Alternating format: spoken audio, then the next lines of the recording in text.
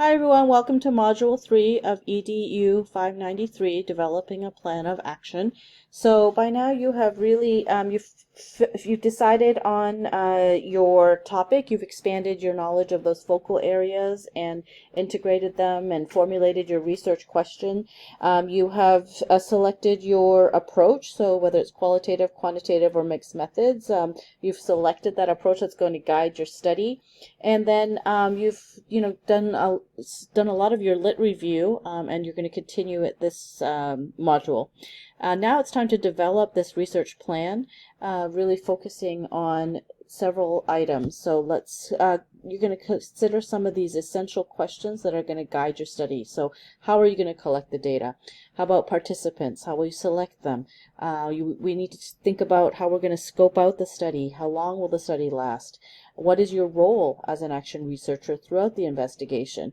And all of these are questions and guide us through that process of self-reflection. And this chapter points out the discipline subjectivity that we have as researchers, as well as reflexivity, so having that self-awareness as we're researching. So this chapter really guides us through a lot of that thinking, but as well as these objectives, which is really developing our plan for our research, defining that scope as I mentioned, describing those research participants and setting, selecting and describing our data collection methods, describing our data analysis approaches, and then we're going to be thinking about the ethical guidelines, which is where that IRB processes come into place, and creating that to-do list of things that we need to accomplish related to that.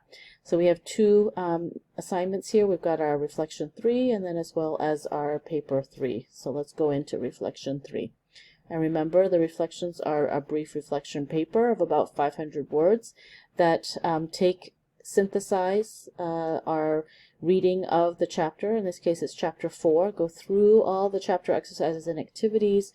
Really take a close look at all the tables that are included in this chapter, all the boxes. There's a lot of very useful information in all of these that are going to help guide you through your research plan.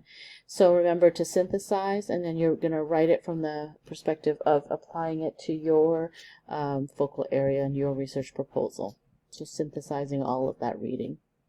And then you've got proposal 3, the paper 3 due, and you're going to add this to your papers 1 and 2, remembering to continue to add to that.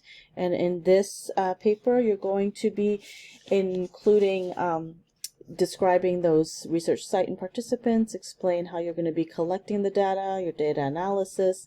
You're going to also include a draft of the consent letter you will use, and you can use, there's a model provided in the book, but there's also many models provided by the ASU IRB, and for different ages, depending on who you're going to be working with, whether it's children or adults.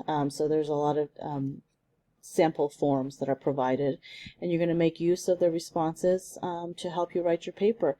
And remember, follow that example structure. You have the proposal template that we've included for you that you can refer to, and that will help you as you submit the paper and adding to your previous papers. So I look forward to seeing all your work in this module, and you're really close to having a completed proposal. And then looking ahead to the next module is where we're really going to dive into those data collection tools, and really thinking specifically about what tool you're going to select to use. So you can look ahead at the next module if you want to help frame what you write for this module. As always, reach out by email, and we can do synchronous, or we can do email if you need any help, and I'm here to support you and make this course a success for you.